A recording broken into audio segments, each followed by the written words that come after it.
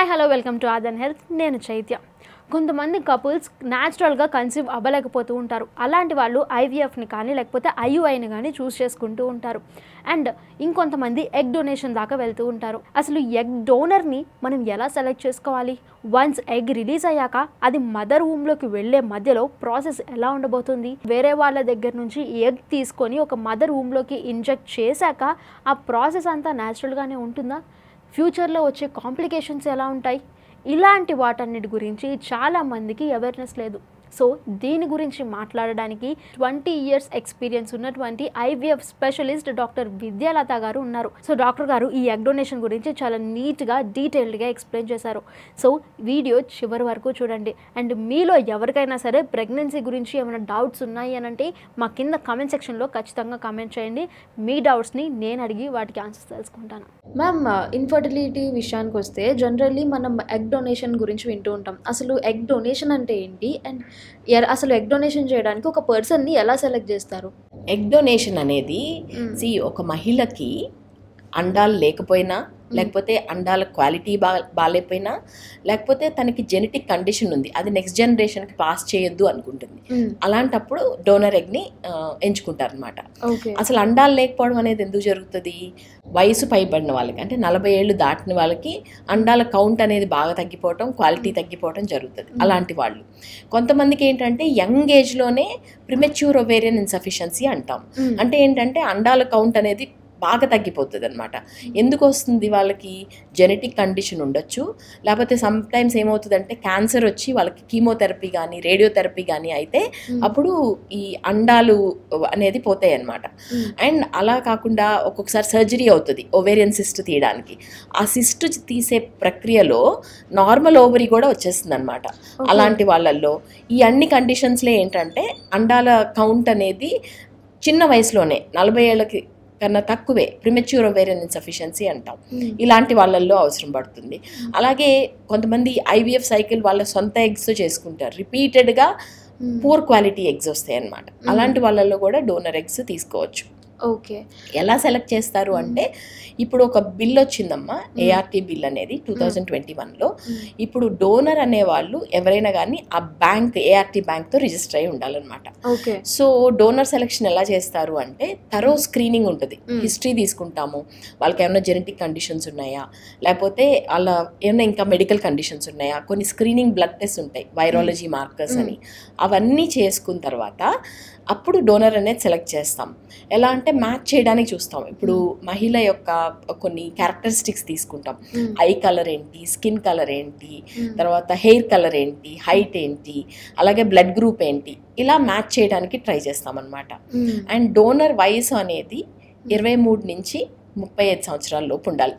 Preferably before 30 years డోనర్కి పెళ్ళి అయి ఉండాలి. ఐడియల్లీ ఒక చైల్డ్ ఉండి ఉండాలన్నమాట. ఓకే, పలానా ఎగ్ అంటే ఫర్ ఎగ్జాంపుల్ ఒక డోనర్ ఒక ఎగ్ ఇచ్చారనుకోండి, ఇది పలానా లేడీకి సెట్ అవుతుంది అని ఓన్లీ క్యారెక్టరిస్టిక్స్ చూసి మాత్రమే మీరు దాన్ని డిసైడ్ చేస్తారా, లేకపోతే ఇంకేమన్నా ఉంటుందా? క్యారెక్టరిస్టిక్స్ అన్ని జెనెటిక్ కండిషన్స్ కూడా రూల్ అవుట్ చేస్తాం కదా. తనకి ఆ డోనర్కి జెనెటిక్ కండిషన్స్ ఏమి ఉండకూడదు, మెడికల్ కండిషన్స్ ఏమి ఉండకూడదు, ఇవన్నీ కూడా థరోగా ఇన్వెస్టిగేట్ చేసుకున్న తర్వాత అప్పుడు తీసుకోవడం జరుగుతుంది. ఓకే, అండ్ ఈ ట్రీట్మెంట్ ఎలా ఉంటుంది మ్యామ్? అసలు ఒక డోనర్ నుంచి ఎగ్ వచ్చాక అది మళ్ళీ ఒక ఉమెన్ ఊంబులోకి వెళ్ళేదాకా ఎలాంటి ప్రాసెస్ ఉంటుంది మధ్యలో? ఓకే, డోనర్ ఎగ్కి ఫస్ట్ ప్రాసెస్ ఎలా ఉంటుందో చూద్దాం. ఎగ్ డోనర్కి ఏం చేస్తామంటే ఒక 10 నుంచి నార్మల్గా ఏమవుతుందమ్మా, ఎవ్రీ మంత్ ఈ ఓవరీ నుంచి కొన్ని ఎగ్స్ రిక్రూట్ అవుతాయి. అందులో నార్మల్గా ఒక ఎగ్ బ్రెయిన్ నుంచి సిగ్నల్స్ తీసుకొని పెరిగి మెచ్యూర్ అయ్యి ఓవిలేట్ అయిపోతుంది, మిగతా అన్ని చచ్చిపోతాయి. సో ఈ డొనేషన్ ప్రోగ్రాంలో ఏం చేస్తున్నామంటే ఈ చచ్చిపోయే ఎగ్స్ అన్నిటికీ పెరగడానికి ఛాన్స్ ఇస్తున్నాం. 9 to 12 days of hormonal injections everyday ఇచ్చి ఇవి పెరుగుతున్నాయా లేదా స్కాన్స్లో చూసుకొని ఒక స్టేజ్కి వచ్చిన తర్వాత అప్పుడు వాటిని బయటకు తీస్తాం. దాన్ని ఊసైట్ రిట్రీవల్ అంటారు. అది ఏంటంటే వెరీ చిన్న ప్రాసెస్ అనమాట. ఇంటర్నల్ స్కాన్ ఉంటుంది కదా, స్కాన్ ప్రోబ్కి చిన్న సూది వేసి కింద నుంచి వెళ్ళి ఎగ్స్ తీసేస్తారు, ఎక్కడా కట్స్ ఉండవు.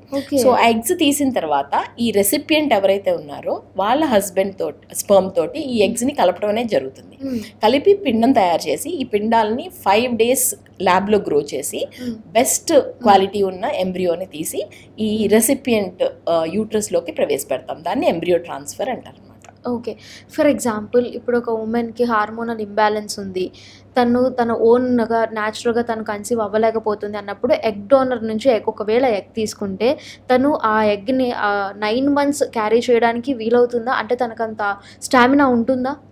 అంటే ఇది హార్మోనల్ ఇంబ్యాలెన్స్ ఉంటే అది కరెక్ట్ చేసుకోవాలి కదమ్మా. ఇప్పుడు అంటే తనకి హార్మోనల్ ఇంబ్యాలెన్స్ ఉంది కానీ తన ఎగ్స్ బాగానే ఉన్నాయంటే డోనర్కి వెళ్ళాల్సిన అవసరం లేదు. ముందు హార్మోనల్ ఇంబ్యాలెన్స్ అనేది కరెక్ట్ చేసుకోవాలి. థైరాయిడ్ ప్రాబ్లం కానీ ప్రొలాక్టిన్ ప్రాబ్లం ఇలాంటి వాళ్ళకి ఎగ్ డోనర్ అవసరం పడదు. Unless they are older than 40 వాళ్ళ ఎగ్ కౌంట్ తక్కువ ఉంటే తప్ప వాళ్ళకి డోనర్ ఎగ్స్ అనేది అవసరం పడదు. ఓకే. సో ఇన్ కేస్ అంటే జనరల్‌గా ఆడవాళ్ళకి ఇది నాది కాదు కదా అన్న ఒక ఫీలింగ్ వస్తది. ఎగ్ డొనేషన్ గనక తీసుకున్నట్లయితే. సో అలా ఉన్న వాళ్ళకి మీరేం చెప్తారు? మీ నుంచి నేను ఎగ్ తీసుకున్నాను, నేను ఎంబ్రియో తయారు చేసుకుని నా గర్భసంచిలో పెట్టుకున్నాను. కానీ ఇక్కడ ఈ ఎంబ్రియోకి న్యూట్రిషన్ అంతా ఎక్కడి నుంచి అందుతుంది? మీ దగ్గర, నా దగ్గర నుంచే అందుతుంది. ప్లసెంటా అటాచ్ అయ్యేది నా యూట్రస్లో నుంచే, నా దగ్గర నుంచే పోషకాలు అందుతున్నాయి.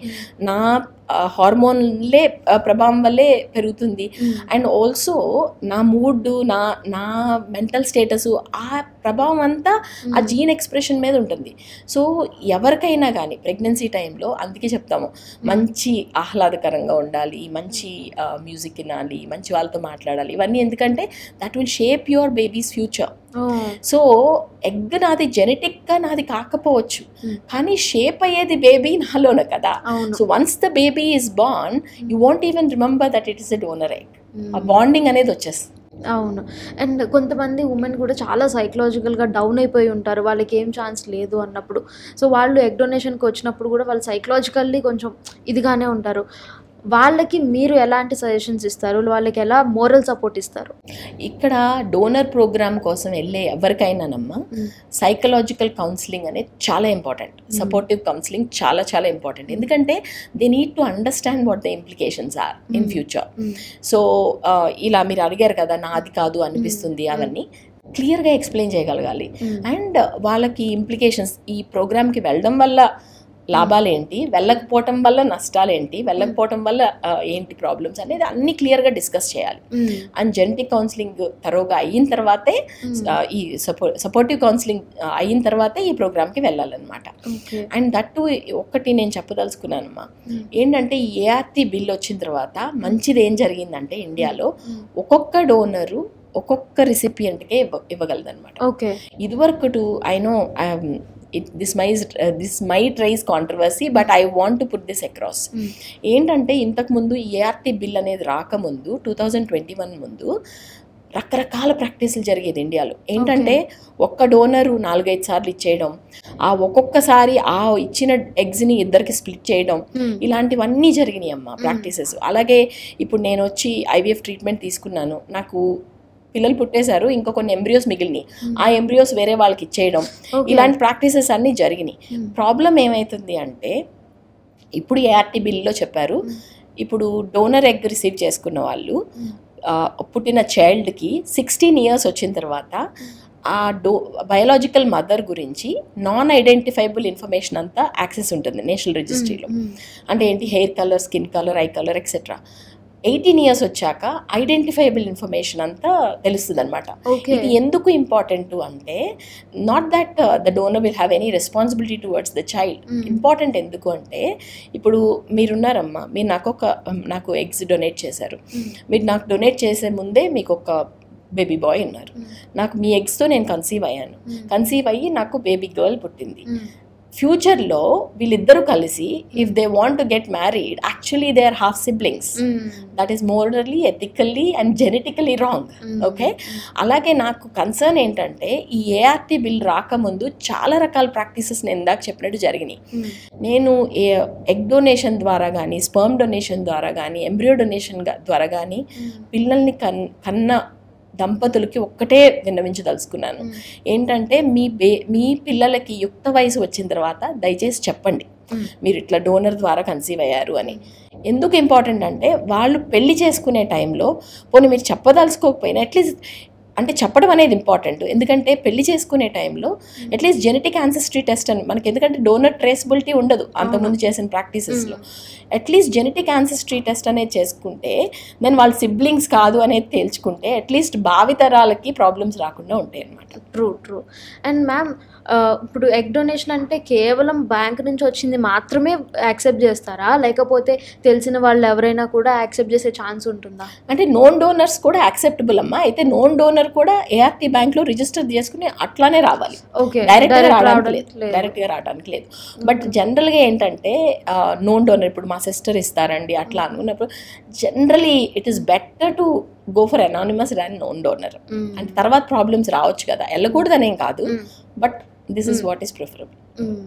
అండ్ ఇలా చేయడం వల్ల ఒకవేళ ఒక ఎగ్ డొనేషన్ ఆ ఎగ్ తీసుకొని ఒక ఉమెన్ రూమ్లోకి వెళ్ళడం వల్ల ఫ్యూచర్లో ఏమన్నా ప్రాబ్లమ్స్ వచ్చే ఛాన్స్ ఉంటుందా? అంటే ఏ రకంగా? హెల్త్ పరంగా, లైక్ అంటే ఎగ్ అనేది మనది కాదు, సమ్ అదర్ పర్సన్, సో దానివల్ల ఏమన్నా మనకి కానీ లేకపోతే పుట్టిన పిల్లలకి కానీ వాళ్ళు మళ్ళీ హెల్తీగానే పెరుగుతారా, లేకపోతే వాళ్ళకు కూడా ఏమైనా కాంప్లికేషన్స్ ఉంటాయా? అంటే మనం తరో స్క్రీనింగ్ చేసుకుంటాం కదా, జెనెటిక్ స్క్రీనింగ్ చేసుకుంటాము, డోనర్కి హెల్త్ కండిషన్స్ ఏమైనా ఉన్నాయేమో చూసుకుంటాము, అవన్నీ చూసుకుంటాం కాబట్టి ఛాన్సెస్ తక్కువ, ఏమైనా ప్రాబ్లమ్స్ వచ్చే ఛాన్సెస్ తక్కువ అనమాట. ఓకే, సో ఇళ్ళలో చూసుకుంటే జనరలీ మోస్ట్లీ మన సౌత్ ఇండియన్ పీపుల్ వాళ్ళు ఏది బయటకు చెప్పుకోవడానికి అంత ప్రిఫర్ చేయరు. దట్టు ఎగ్ డొనేషన్ అంటే వాళ్ళు ఇంకా చాలా ఇదిగా చూస్తూ ఉంటారు, బయట వాళ్ళకి చెప్పరు. But how important it is to make like వాళ్ళకి అవేర్నెస్ తీసుకురావడానికి ఇదంతా ఇంపార్టెంట్. లైక్ మీరు కూడా బోల్డ్ అన్ని కేసెస్ చూసుంటారు ఇప్పటికీ. సో అలా మీరు చూసిన కేసు కానీ లేకపోతే మీరు జనాలకి ఏమైనా అవేర్నెస్ ఇవ్వాలనుకుంటే ఏమిస్తారు? అదేనమ్మా, ఇందాక చెప్పాను కదా ఎందుకు ఇంపార్టెంట్ చెప్పడం అనేది. పిల్లలకి తెలియజేయడం యుక్త వయసు వచ్చిన తర్వాత ఇంపార్టెంట్. ఎందుకంటే you don't want a genetic mixup there, you don't want half siblings or siblings to get married. తర్వాత జన్యుపరమైన ప్రాబ్లమ్స్ చాలా వస్తాయి, మోరల్గా ఎథికల్గా కూడా it is wrong. That is why it is very important. There is nothing to be ashamed about. ఇది very good program అమ్మా egg donation. ఇప్పుడు మన ఎగ్ ద్వారా మనకి కలగనప్పుడు డోనర్ నుంచి తీసుకుని మనం బ్లడ్ బ్యాంక్ ఎలా అయితే వెళ్ళి బ్లడ్ తీసుకుంటామో it is the same process. అంటే డోనర్ దగ్గర నుంచి మనం తీసుకుంటున్నాం అంతే, అది తప్పు కాదు. కాకపోతే I feel it should be చట్టబద్ధత అనేది ఉండాలి. అలాగే we need to have that moral concerns. Okay.